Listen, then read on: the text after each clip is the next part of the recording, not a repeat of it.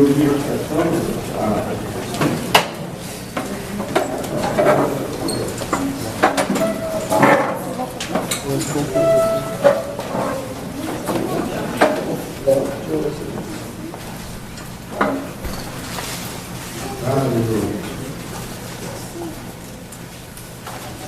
Vous l'avez trouvé, dites Amen. Amen. Je cherche encore, dites j'arrive.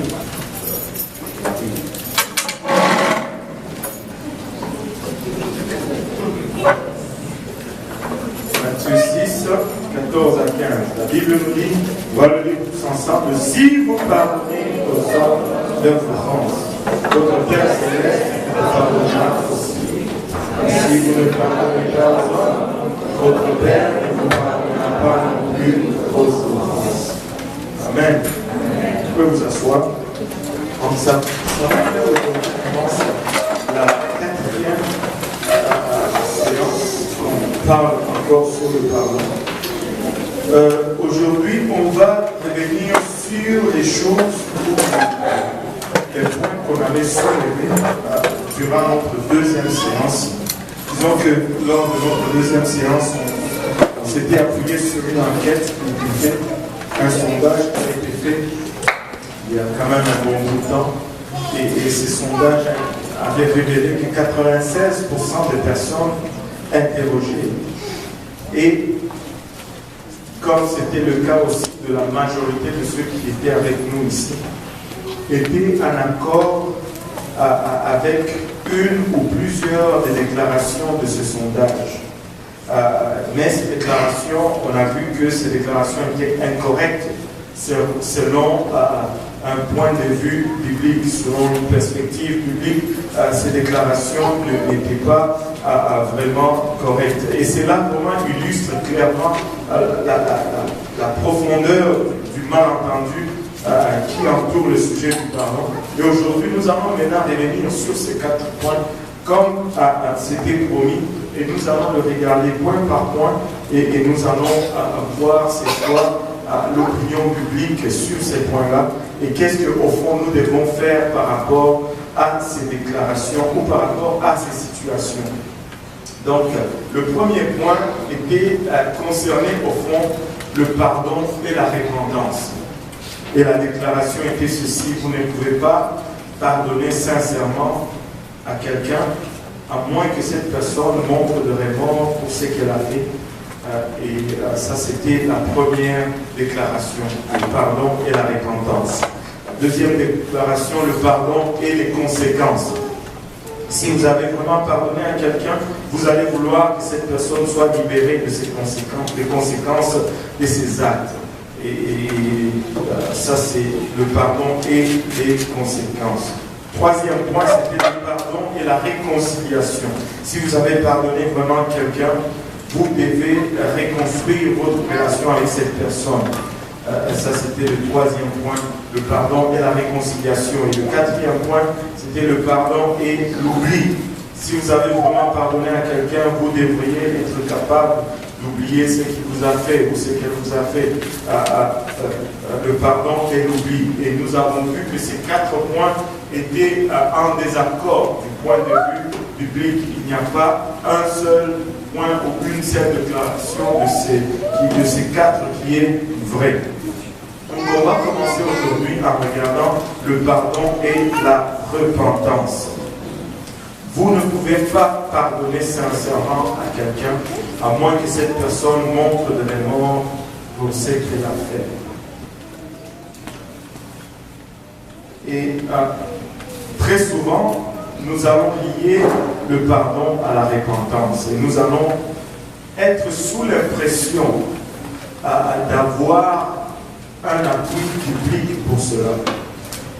Que direz-vous donc de ceux qui ne demandent jamais votre pardon? Que dire de ceux qui ne reconnaissent pas leur tort? Qu'il y a des gens qui vont faire quelque chose de mal, qui vont commettre un tort et qui ne vont jamais reconnaître leur tort. Devraient-ils s'attendre à recevoir le pardon de notre part? Et plus important encore, devrions-nous être obligés de les pardonner ou de donner le pardon. Quelqu'un qui vous offense, qui ne reconnaît pas, qui ne demande même pas votre pardon. C'est dur, hein? En d'autres termes, la repentance est-elle une condition pour l'octroi du pardon? Bibliquement parlant. Pouvez-vous pardonner sincèrement si quelqu'un est ignorant du fait qu'il vous a blessé? Des fois, une personne va vous blesser sans le savoir. C'est un des cas. Pouvez-vous sincèrement pardonner à quelqu'un si cette personne est insensible au fait qu'il vous a offensé? Ça, c'est un autre cas. Ou pouvez-vous pardonner à quelqu'un qui refuse d'admettre son erreur? Et on aurait tendance à dire, comme bon chrétien, que si quelqu'un ignore qu'il vous a blessé, on pourrait le pardonner. Mais si quelqu'un est insensible à ce qu'il vous a fait, on a plus de difficultés. Ou quelqu'un qui refuse d'admettre son erreur, là on a tendance à mettre le frein sur notre pardon. Alors que de ces trois cas, c'est la même chose qui est en question ici, c'est la repentance. Je peux même aller plus loin. Pouvez-vous pardonner à quelqu'un qui est incapable de demander le pardon? Là, tout le monde va dire oui. Quelqu'un qui vous a offensé, qui est peut-être malade, qui a perdu la raison, ou qui est mort, il ne peut plus demander pardon. Vous allez me dire vite oui. Mais quand c'est quelqu'un qui refuse de reconnaître son tort, vous allez être un peu plus hésitant. Il y a au moins trois faux arguments que les gens utilisent pour exiger la repentance avant d'accorder le pardon. Mais non, le premier argument c'est celui-ci: le pardon doit être mérité. Ceux qui demandent que leur agresseur gagne le pardon en démontrant la tristesse opèrent dans l'illusion que quelque chose ou de quelque sorte, de quelque façon quelconque, la repentance de leur auteur sera suffisante pour couvrir l'infraction. Ou la repentance de la personne, le fait que je reconnais que j'ai fait une erreur, ben c'est assez pour corriger le tort causé. Le mot « je suis désolé » peut apporter un soulagement momentané à une blessure. Quelqu'un dit « pardon, je suis désolé », mais ça ne suffit pas à eux-mêmes pour effectuer une guérison permanente. Et vous en êtes témoin, ou votre cœur en est témoin. Avec le salut, c'est la même chose. Nous ne sommes pas sauvés juste parce que nous avons dit à Dieu « je suis désolé ». Et très souvent, nous regardons le parallèle du salut pour exiger la repentance à ceux qui nous ont offensés. Mais on va voir que ce n'est pas du tout la même chose. Nous sommes sauvés parce qu'il a choisi de pardonner. Ce n'est pas parce que nous avons dit « je suis désolé » que Dieu nous sauve. Nous sommes sauvés parce que Dieu a d'abord choisi de pardonner. Si Dieu n'a pas choisi de pardonner, nous pouvions chanter « nous sommes désolés » toute notre existence. Et ça n'allait pas fonctionner. Regardez Ephésiens 2, versets 8 et 9. Ephésiens 2, versets 8 et 9.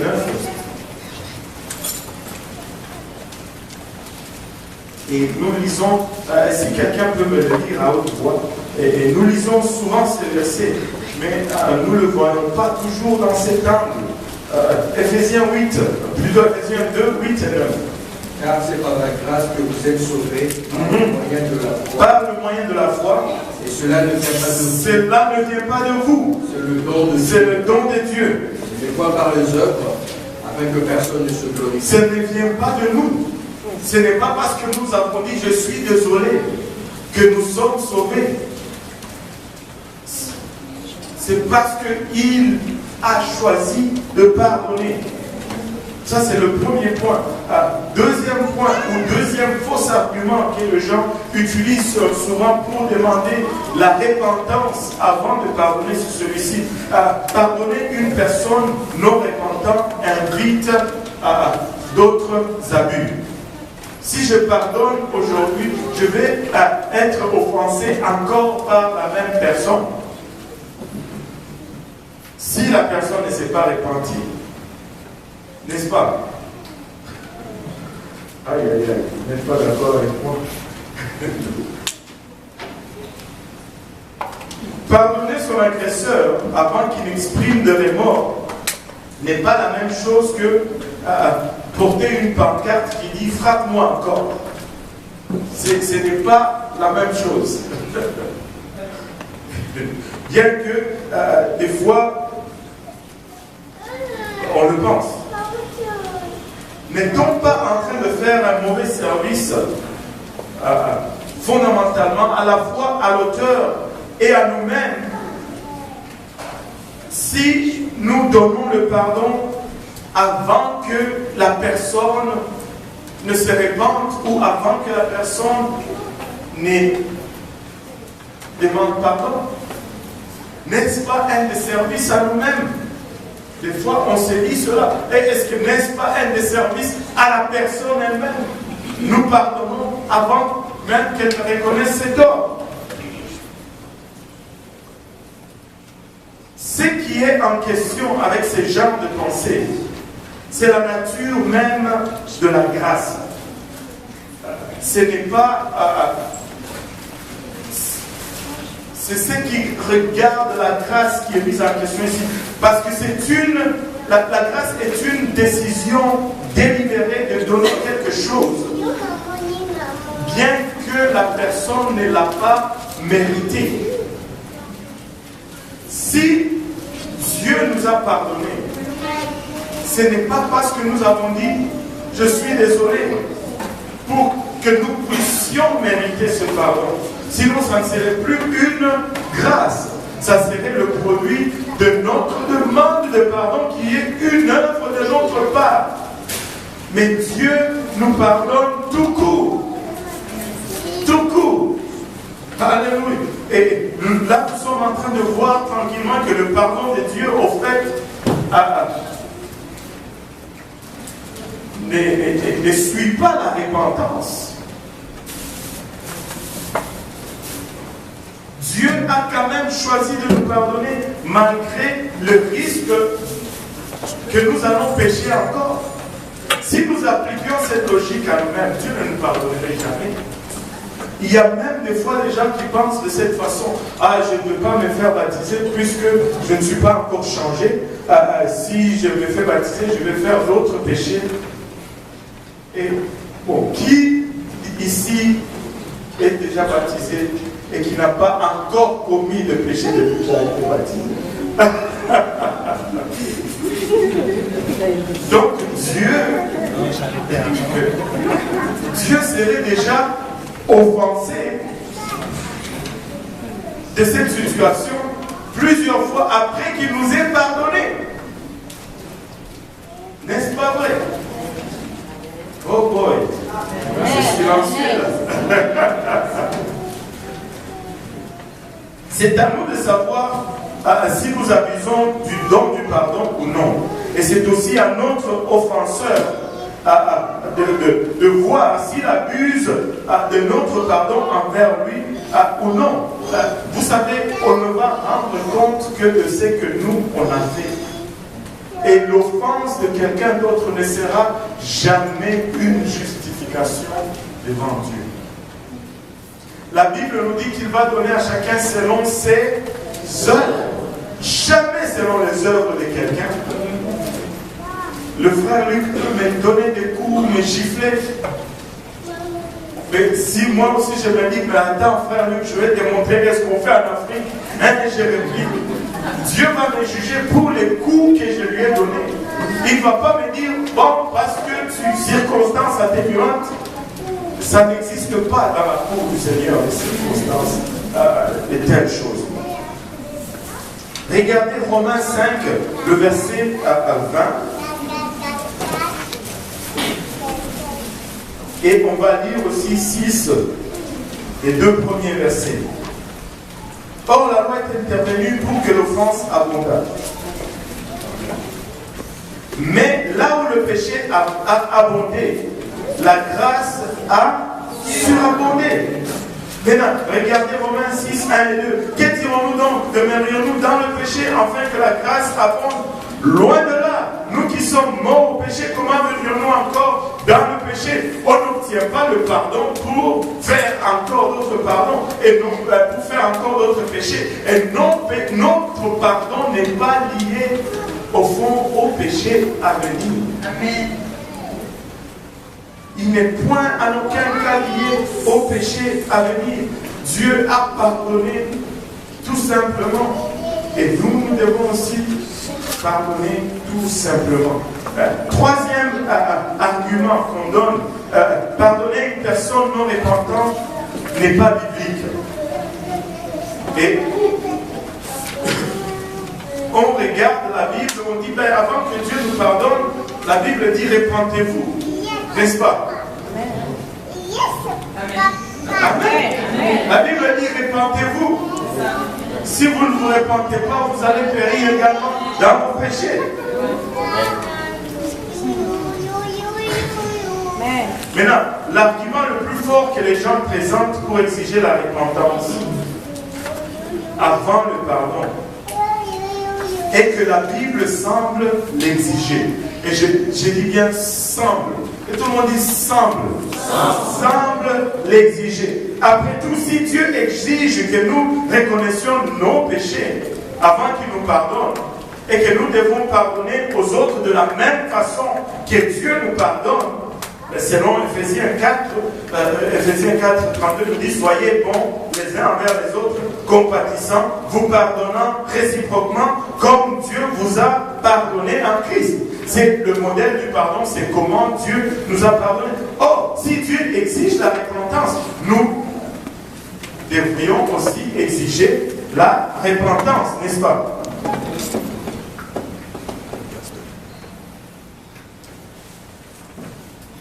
Ceci, comme je le dis, le mot semble est approprié. Ceci semble logique, mais ce n'est pas du tout le cas. Et ce genre de pensée ne note pas une distinction importante. Il y a une très grande distinction et il y a une très grande différence entre recevoir, que tout le monde dise recevoir le pardon et accorder, que tout le monde dise accorder le pardon. La question de la repentance est une question très importante en ce qui concerne la réception du pardon.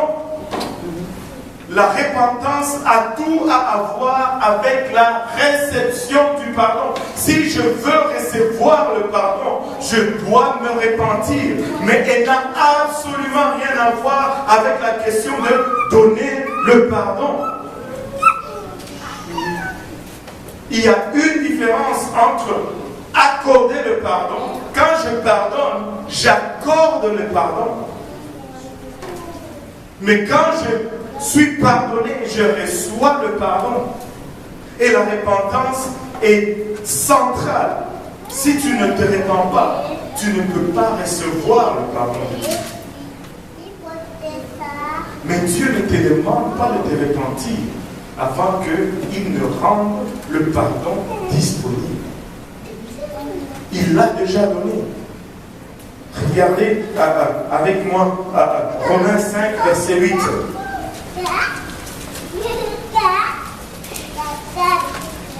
Mais Dieu prouve son amour envers nous en ce que lorsque nous étions encore des Christ est mort pour nous. Dieu n'a pas attendu que nous commencions à demander pardon pour qu'il aille mourir pour nous. Il était encore sur la croix et les gens étaient encore en train de se moquer de lui. Et il a crié, Père, pardonne-leur, car ils ne savent pas ce qu'ils font. Le pardon était déjà disponible avant que même ces gens commencent à le demander. Donner le pardon ne requiert pas la repentance. Mais recevoir le pardon, si tu ne te répands pas, tu ne vas jamais recevoir le pardon que Dieu a rendu disponible pour toi. Et c'est la repentance qui fait que les gens meurent sans avoir reçu le pardon qui était déjà disponible pour eux. Donc nous ne pouvons pas exiger le pardon, plutôt la repentance, à quelqu'un que nous voulons pardonner. Nous allons rendre notre pardon disponible. Mais pour qu'eux bénéficient de ce pardon, il faut qu'ils se répandent. Cela n'a rien à voir avec nous donner le pardon. Ça a tout à voir avec la personne qui doit recevoir ce pardon. Nous devons tout simplement pardonner. Dieu nous a offert le pardon avant que nous le demandions. Parce qu'il était la partie lésée. Mais nous devons nous repentir avant que nous puissions recevoir le pardon. Parce que nous sommes la partie fautive. Du point de vue biblique, le pardon est inconditionnel. Tu pardonnes tout simplement.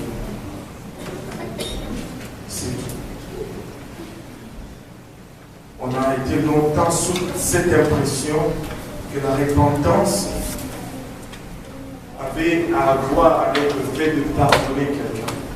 On pardonne tout simplement. Point final. Point final.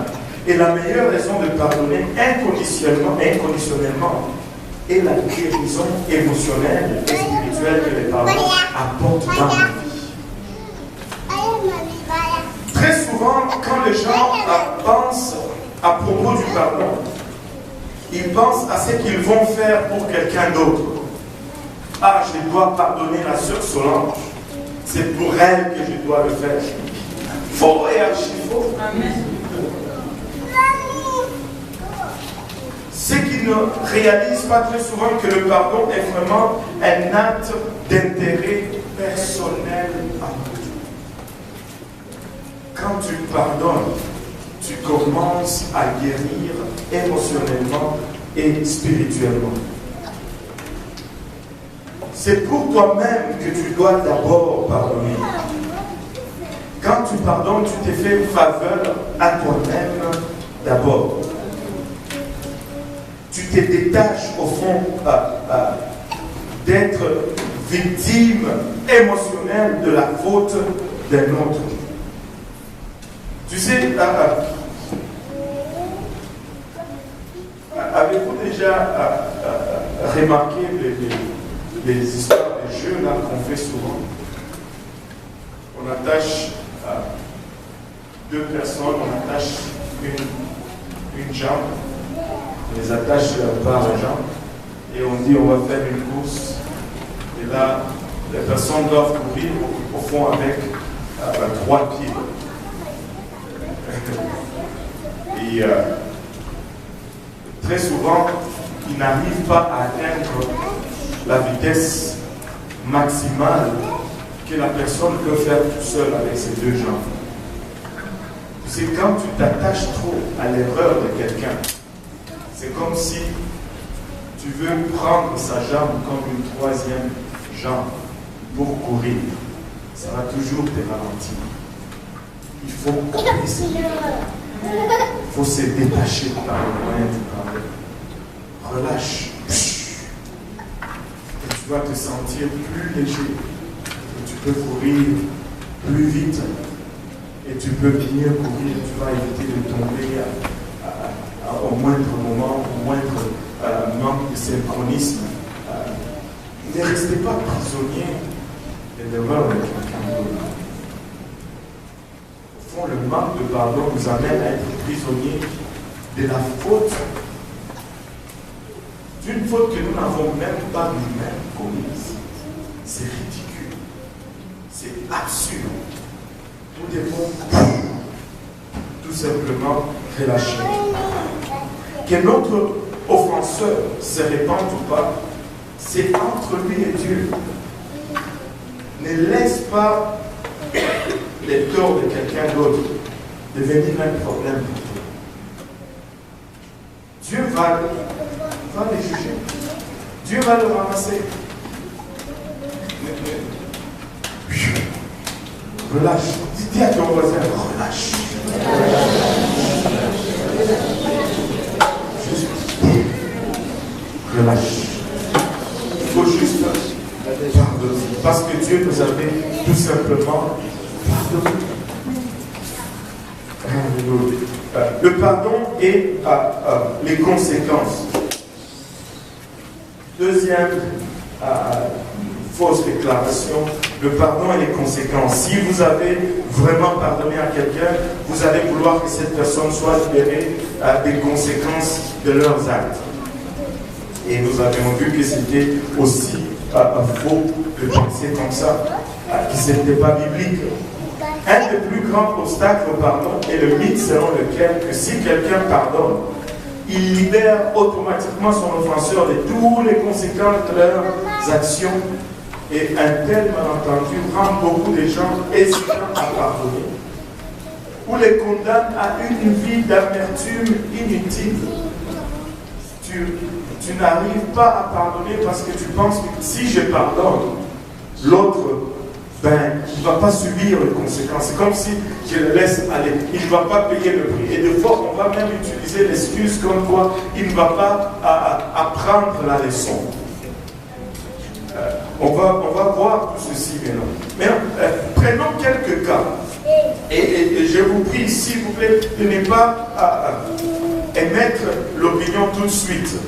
Parce que vous allez voir que votre opinion va vaciller selon le cas plutôt, parce que notre cœur est souvent partiel. Très partiel.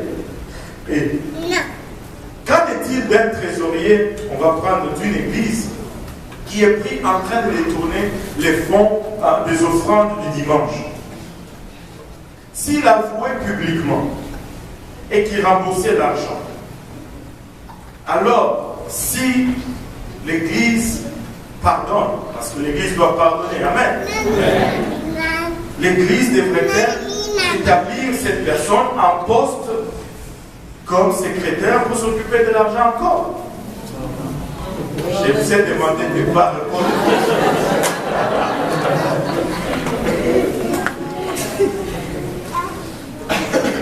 Qu'en est-il du mari qui a eu une liaison et a rompu son mariage? Si sa femme a vraiment pardonné, ne devrait-elle pas cesser de lui faire payer pour son erreur encore et encore, en demandant une pension alimentaire chaque mois, par exemple?